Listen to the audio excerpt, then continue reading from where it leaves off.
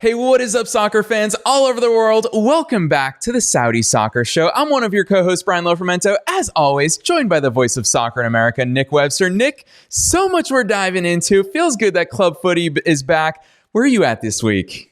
Wow, well, we've missed a couple of rounds of football, so there is so much to talk about. Obviously, the Euro qualifiers, the AFC qualifiers, but club football is back, but it's only back for another 4 weeks, Brian, and then we've got more international football. But I know. in the next 4 weeks, there is so much going on in the Saudi Pro League. Least of which is an incredible title race, maybe the best title race worldwide at the moment. I'm just going to pull up the league table as a quick spoiler alert at the top of this episode. Nick, what's really striking to me is 1 point difference between second and third, third and fourth, fourth and fifth, fifth and sixth and seventh. You go right on down this table and every result matters. So I think that we've got a lot to talk about. We're going to start with a former Premier League talisman for Leicester City, which was an unlikely club to win the title back when they won it in England. Demarai Gray to the rescue, all the way over in Saudi Arabia.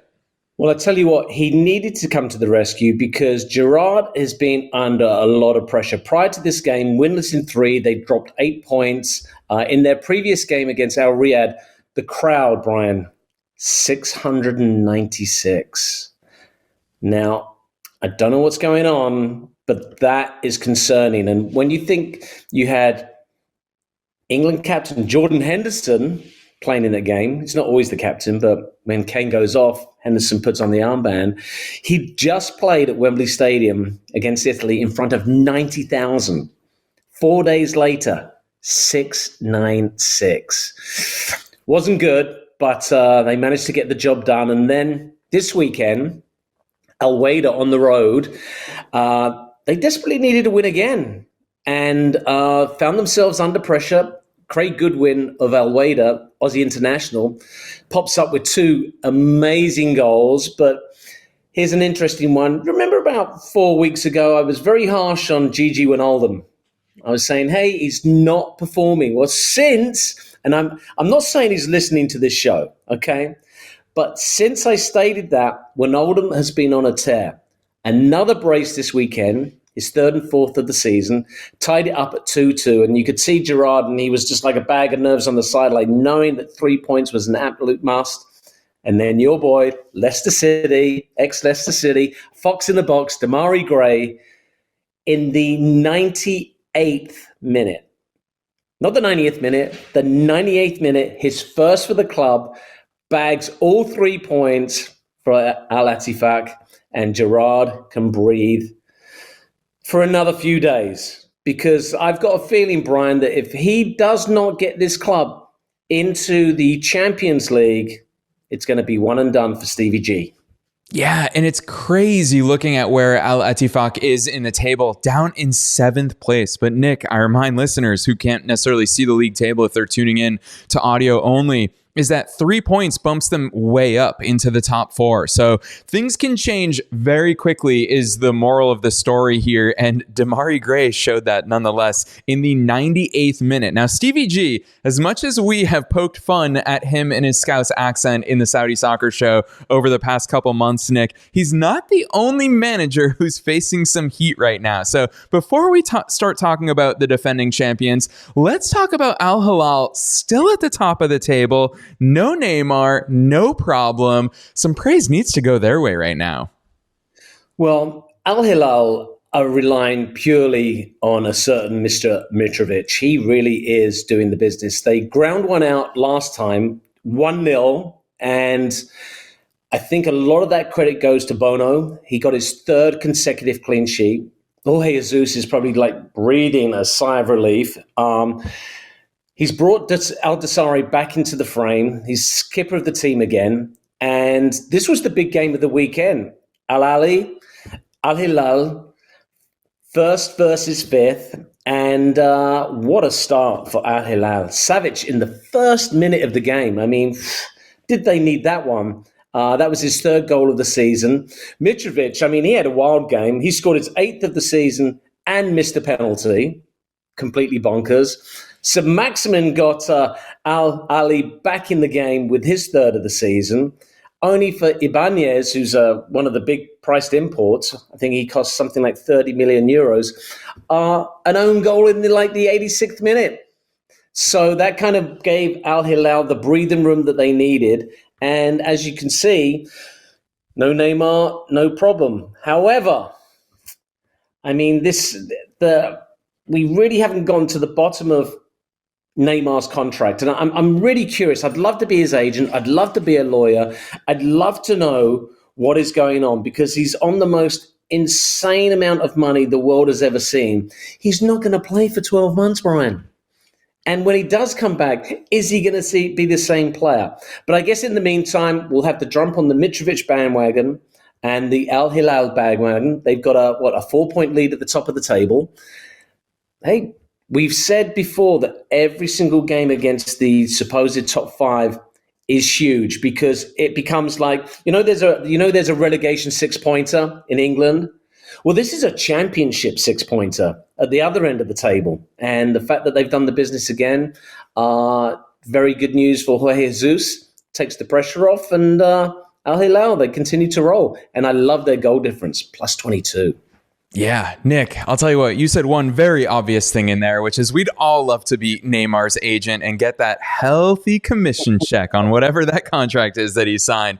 So absolutely true there. So much to look at and applaud for. You talked about Mitrovic. I think at this point in the season, we have to say he's the signing of the season so far. What an impact signing there. We'll talk about the Golden Boot race a little on in today's episode, but you also mentioned the top 5 or so-called the big 5, which is certainly not the top 5, Nick. When we look at the top 4 right now, it's Al Hilal in first. In third is the surprise of the season, Al Tawoun, and in fourth is Al Fateh, which is really refreshing to see because, that's a squad that's just been consistent with their results. But we are going to go to second place, Al Nassr. They've been steamrolling up the table, and this week we don't necessarily have to talk about Cristiano Ronaldo because it's last season's top scorer. Talisca is on fire right now, Nick.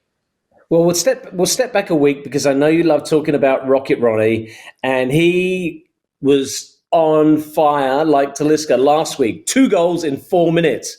Al Nassr scored, one from Ronaldo, one from Talisca, his 6th goal of the season. It cancels out, Nkono's opener for Denmark. And so they've come into this game against Al Fateh. And you know what? Luis Castro, he's gone with a 4-2-3-1. And I think this is really important because now he's got these 2 holding midfielders, Seco and Fofana. Fofana costs 25 million euros from Lens, but he provides that solid base that I'm such a huge fan of.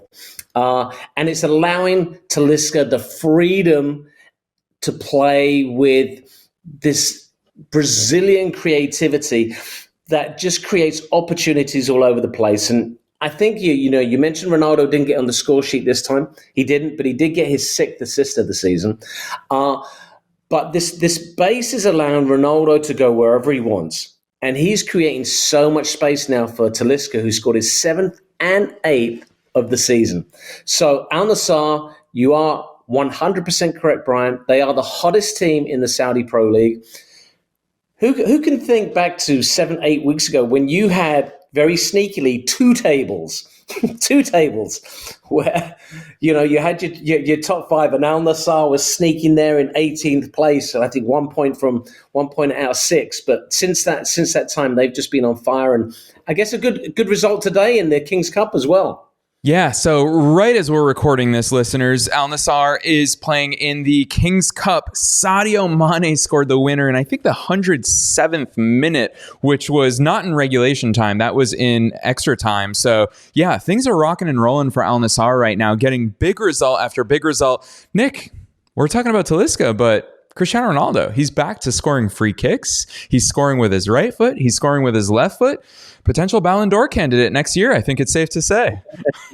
We're going to get to that one in a minute, Brian. I know you're very upset about it. And listeners, beware. You don't often see Brian Luframento angry. You don't often hear vitriol. But this one could steam up even my glasses.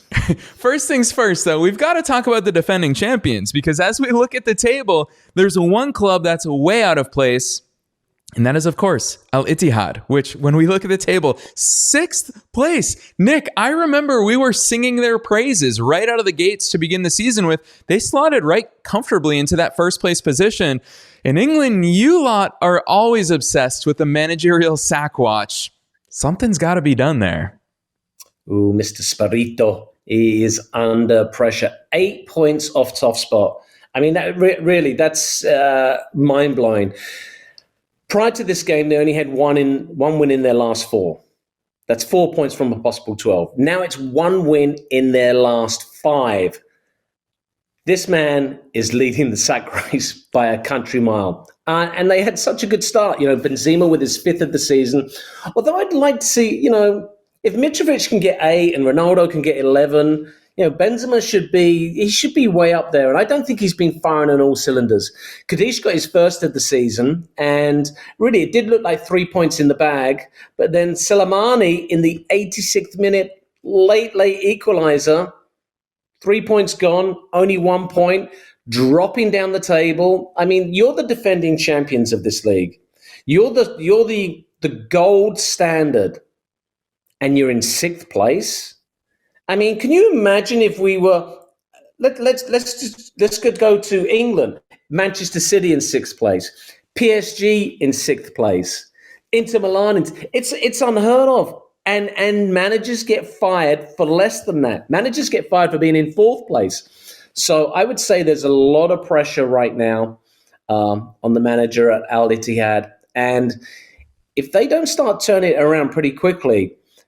8 points already. I'm not saying their title's gone yet, but if they don't get it to within 4 points by the next international break, he's gone, and Al Ittihad will not be repeating as champions. Yeah, which I think is an interesting point, Nick. It's something that you and I had speculated about a few weeks ago on the show, which is this season could have even more implications to finish as champions, because there's a lot of murmurings about the top place club actually competing in the UEFA Champions League. And obviously the Champions League, the UEFA Champions League, is going through its own makeover. It's really weird as a Manchester United supporter hearing fellow supporters saying, yeah, we just got to finish top 5 to make the Champions League this year. Because it's always been 4, but obviously the Champions League is expanding, and part of that expansion, it's not official, but imagine how cool that would be to see the Saudi Pro League champion against Europe's elite. Al Ittihad is not going to be amongst that crowd, I think it's safe to say. No, and I love the way you use imagine, and I think the world is becoming smaller and smaller, and we're seeing FIFA make their big play with the World Club Cup. I can't see UEFA just sitting on the sidelines going, "Oh yeah, well you bring all the best teams in the world, and we'll just watch." No, UEFA, I think, is a better brand than FIFA. It's not tainted in scandal. It's certainly not as seemingly corrupt as FIFA. And why not? All you need is, like you say, you need that imagination. I think the biggest clubs in world football are currently in Europe. And if they have the opportunity to welcome an Al Ittihad let's be honest, we have to talk about money. To see that money come into the European game, UEFA would be absolutely crazy to turn their noses up at it. And I think that's why, where there's smoke, there's fire, Brian. When these rumors start, they're not started by you or me. They're started by the heads of these big clubs, because they see the dollar signs and they realize that world football is changing and it's time to bring more people to the party, not make it so exclusive. Yeah, and it's a formula that we know works. Nick, you and I have personally seen this here in North America. How cool is it now that North American teams will be invited to compete in Copa America, which traditionally has been a South American, a CONMEBOL tournament. And now you've got CONCACAF competing in it. If anything, it adds to the prestige of the tournament. Now you're not just the best of, you're not just beating up on the Albanian champions or the Serbian champions, but you're also facing the best of the best from top class leagues. leagues. Nick, how many times on the show have you and I talked about where's the Saudi Pro League rank amongst the world's leagues? Now we're talking about creating a true Champions League. So I think the formula is there. It's a natural segue, Nick. Calling out FIFA, we've got to talk about the big news that the entire football world woke up to today. World Cup 2034. Australia has pulled their bid out. Nick, I think there's only one bidder now. There's only one bidder. It is, in fact, Saudi Arabia. I'm not saying we're jumping the bandwagon here, Brian, but we were doing the Saudi Pro League podcast before anybody else and before this huge announcement. Where do we start? I'm not even sure how to unpack this one because there is so much controversy surrounding it. Obviously, the fact that bidding countries were given something like 24 days to submit a bid, which is unheard of. The costs involved obviously put off the Australians. I'm hearing that you only have to now build 4 soccer-specific stadiums if you have some stadiums already in place.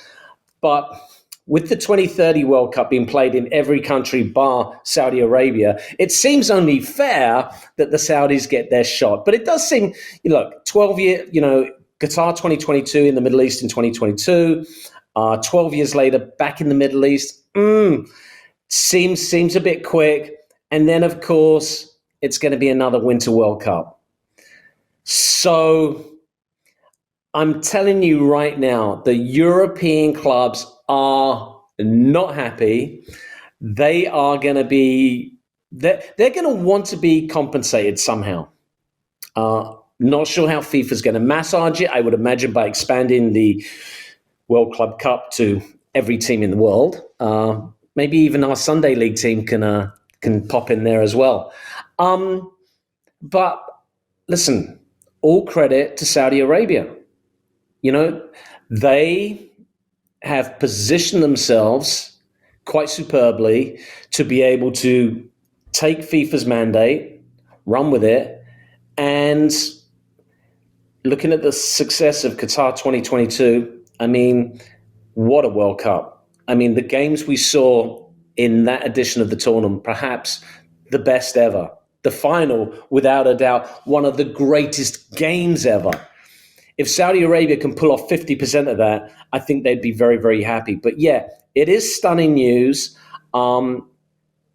It's going to be in the news cycle for the next, 11 years. It's not going to go away.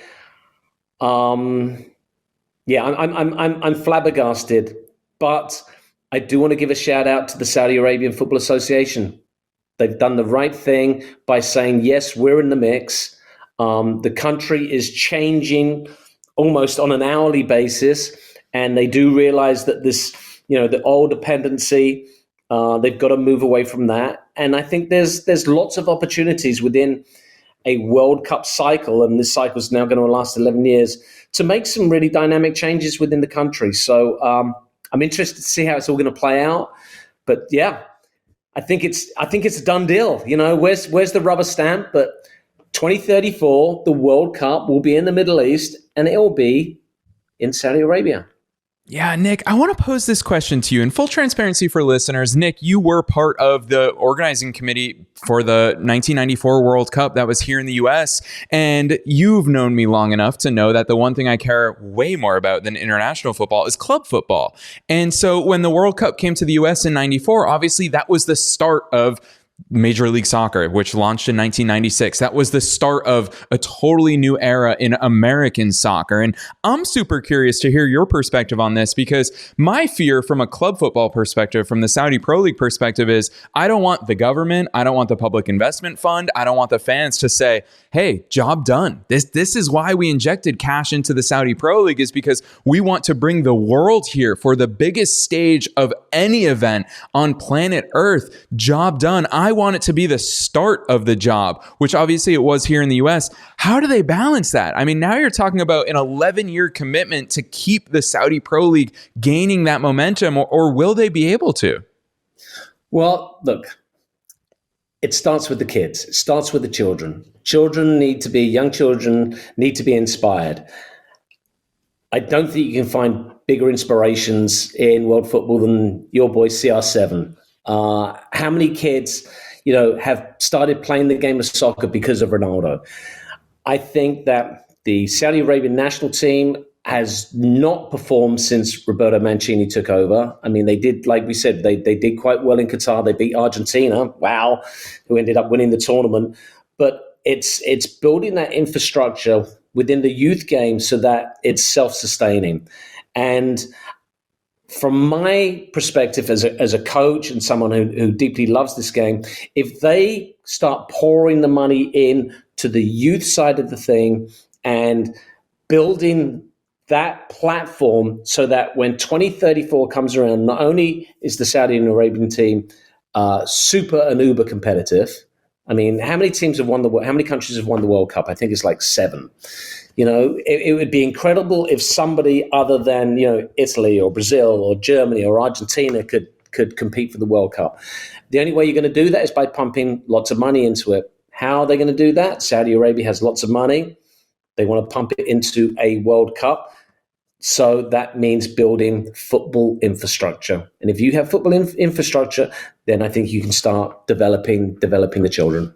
Yeah, I like that perspective. And it's a mature footballing perspective, obviously, because when we talk about an 11-year World Cup cycle, Nick, we're actually talking about that 11-year-old kid in Riyadh has the chance to be playing in the World Cup on his home soil. So yeah, very cool perspective and fun to imagine for, you're right, the youth. I saw a video of obviously Cristiano Ronaldo Jr., Ronaldo's son, plays for the Al Nassr Academy. And I saw after he scored a penalty this weekend, him and all of his teammates were doing the C celebration. So he is changing the landscape of football there. The more that we see these stars, and it increasingly sounds like Ronaldo wants to retire there. I saw videos of him at the major boxing match. Tyson Fury was obviously competing this weekend, and you see how happy and settled Ronaldo is there. And you're talking about 11 years now to build on that. So I hope that's the outcome. We've got to end on a really sour note, Nick, because the Balon d'Or, you've already talked about FIFA's corruption, and we're having an eye forward on who's going to be football's world superstars. Safely, I'm glad that we can say it's the end of an era. Lionel Messi wins his 8th Balon d'Or. It's absolute BS. Nick, what's your take? We haven't talked off air about this yet. Well, 8 is a record that will probably never be beaten. Did Messi have the best of years at PSG? No. But he did do the one thing that all footballers dream about. He captained his team and won the World Cup. That is the jewel in the crown. Is Lionel Messi the best player in the world? No, but he's still one of the best players in the world. He's come to Major League Soccer, which, we know we could call it a farmers league. But don't you reserve that for the Bundesliga, which I think is a little harsh, by the way. Were there other candidates for the best player in the world? I mean, I think Erling Haaland would certainly have a shout. 57 goals scored in England in the calendar year is quite mind-boggling. Harry Kane, who I know you're not a big fan of, Jude Bellingham, Kylian Mbappe, hat trick in the World Cup final. Yeah, lots of candidates, but FIFA. When FIFA gave Qatar the World Cup, there was a feeling, a general undercurrent, that they were going to do everything in their power to make sure Messi signed off with the title. If they are that powerful and that all-seeing, it comes as no surprise that they've decided to anoint Lionel Messi with the Balon D'Snore. The Balon D'Snore. Yeah, Nick, for me, hearing you even talk about that, you're right. Did he win the World Cup with Argentina? For sure. Does the World Cup exist over a 4-week period? Yes, that is it. There's 48 other weeks in the year where Lionel Messi went missing. He didn't do anything for Paris Saint-Germain. He didn't even make the playoffs with Inter Miami in Major League Soccer. He was a missing man. He didn't impress in the UEFA Champions League last season, so there's not much to report back on there. It makes me realize, Nick, that gosh, do I hope by the 2034 World Cup that if we want to hand out Balon d'Ors for World Cup performances, we might as well have a trophy for the man of the tournament in the World Cup, because it sounds like Lionel Messi may have already won that one, and I think that's all he was due. Well, the silver lining in the cloud for me is in 11 years' time, Jude Bellingham is going to be 31 years of age at the height of his powers. So I think I hope we're going to see a nice little double, England winning the World Cup, which please happen in my lifetime, and Jude Bellingham winning the Balon d'Or. Yes, a very early call. I think it's going to be Jude Bellingham's England taking on Portugal's Cristiano Ronaldo Jr. It's going to be an interesting one. Let it be. But Nick, we've got a lot of action coming up in the Saudi Pro League this week. What's one match that you've got your eyes on heading into the weekend? Well, the Ittihad clash is so big for me. With the champions stumbling so hard, 3 points is an absolute must. If they fail this weekend, we will see the first managerial firing of the season. Yeah, I've got my eyes on Al Ahly. They've got to start rebounding. We had early high hopes for them. I personally love their front three. Obviously, it's a front three that Premier League fans know and love. We've got Alan St. Maximin, Riyad Mahrez. Nick, who am I missing out on for Al Ahly? Bobby Firmino. Always the Scouser. So Al Ahly is at home this weekend against Al Riyadh, who have not been in the best of forms. And like we said, 3 points could propel Al Ahly all the way up to second place. So a lot to look forward to this week of action. So make sure you pound that subscribe button wherever it is that you're tuning in. We do love all the YouTube comments that are starting to come our way. So whether you tune in on YouTube or on Spotify or on iTunes or at our website, SaudiSoccerShow.com, hit that subscribe button and we'll see you as always every week here on the Saudi Soccer Show.